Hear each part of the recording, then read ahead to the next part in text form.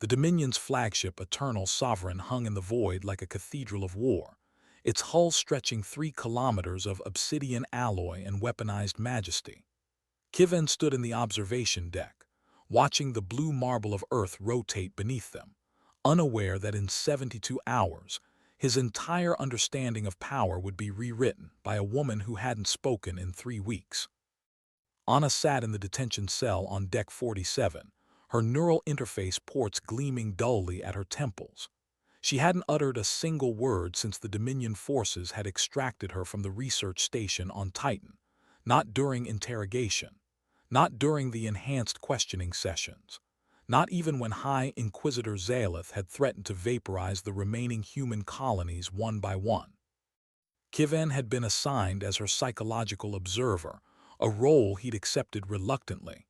He was a xenolinguist, not a torturer, and watching a human woman endure systematic breaking protocols violated every principle he'd once held. But the Dominion didn't ask. It commanded. The first week, he'd simply watched through the one-way barrier as interrogators cycled through their techniques. Anna sat perfectly still, her brown eyes fixed on nothing, her breathing measured. Occasionally, her fingers would twitch in what Kivin recognized as calculation patterns, residual behavior from her years as a quantum mathematician. By the second week, curiosity overcame his revulsion. He entered her cell directly, sitting across from her in the sterile white space.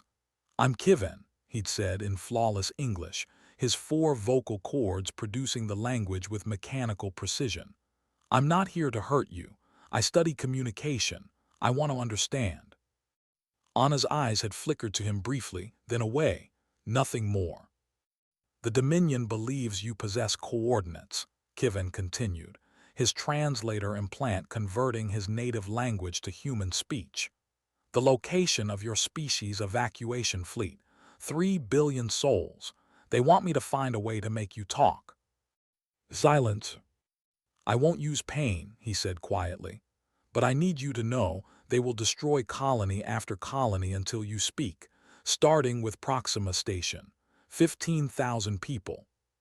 For the first time, Anna's jaw tightened almost imperceptibly, a crack in the facade, but still she said nothing. Kivin visited her every day after that. He brought her books, physical ones, a rarity in the digitized Dominion. He talked about linguistics, about the poetry he'd found in humanity's dead languages, about how Latin and Sanskrit shared root structures that suggested parallel evolutionary thought. He never mentioned the interrogations, though he knew they continued when he wasn't present. On the 18th day, Commander Vex summoned him to the bridge. The massive viewscreen displayed a recording, Proxima Station erupting in silent flame, its biodomes rupturing like burst cells. 15,000 lives extinguished in 47 seconds. "Your psychological approach has failed," Vex said, his crystalline exoskeleton reflecting the station's death light. "Tomorrow, we begin neural extraction. It will destroy her mind, but we'll have our coordinates." Kivan's primary heart clenched. Neural extraction was worse than death. It left the subject as an empty husk, neurons firing randomly, personality erased.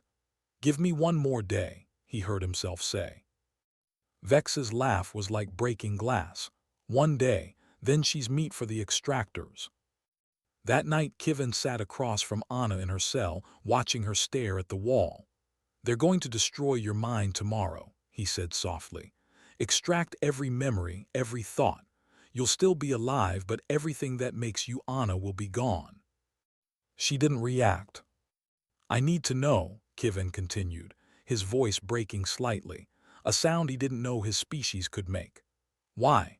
Why protect coordinates when your silence costs so many lives? What mathematical equation makes this suffering worthwhile?" Anna's eyes closed. For a long moment, Kivin thought she'd simply shut him out again. But then her hand moved, index finger extending. She began drawing on the table's surface, her finger leaving no mark but tracing equations in the air. Kivan's implant recognized them instantly. Quantum probability matrices, cascade equations, temporal flux calculations. His breath caught. These weren't navigation coordinates. They were something far more dangerous. Anna's finger kept moving, building equations that would take Dominion scientists months to verify. But Kivin understood languages, and mathematics was humanity's purest tongue. She was showing him a weapon, a quantum cascade device that could collapse an entire solar system's worth of matter into a singularity. And the trigger mechanism required specific neural patterns. Human neural patterns. The last equation ended with a variable marked A, the initial for a name. On it, understanding crashed over Kivin like a gravity wave. The evacuation fleet wasn't running. It was a decoy.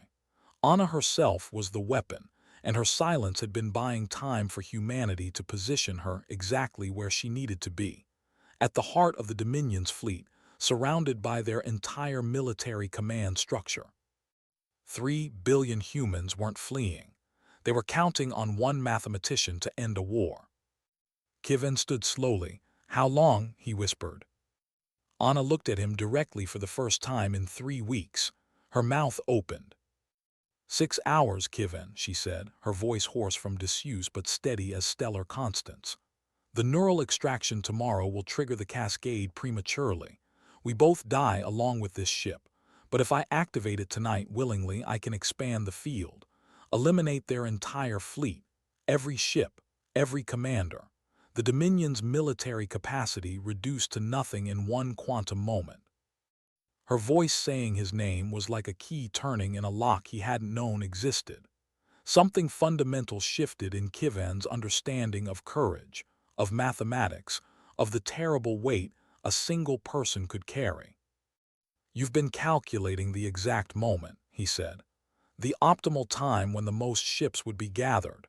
That's why you wouldn't speak. Any information might have made them move the fleet." "Yes." Anna stood, and despite being half Kivin's height, she seemed to fill the cell. "In 3 hours, the Eternal Sovereign will rendezvous with the rest of the Armada for the Emperor's strategic conference. 417 capital ships, 16,000 support vessels, 98% of their offensive capability. And you'll destroy them all. I'll create a controlled singularity that will exist for exactly 4.7 seconds before collapsing, long enough to consume this fleet, not long enough to destabilize the system. Earth will be safe. The colonies will survive." She paused. "But I need you to do something." Kivin's claws trembled. "What?"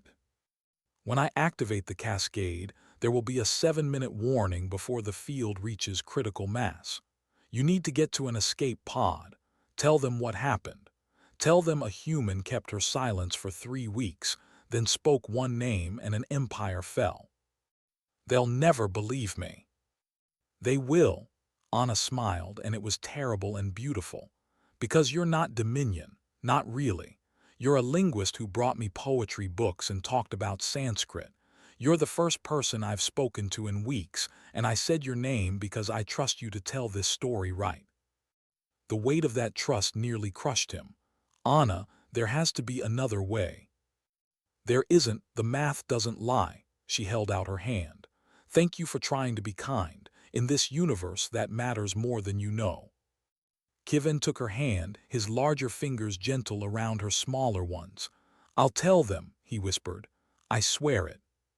3 hours later, alarms screamed across the Eternal Sovereign as quantum readings spiked into impossible ranges. Anna stood in her cell, eyes closed, her neural implants glowing white-hot as she became a living calculation, a weapon made of flesh and mathematics.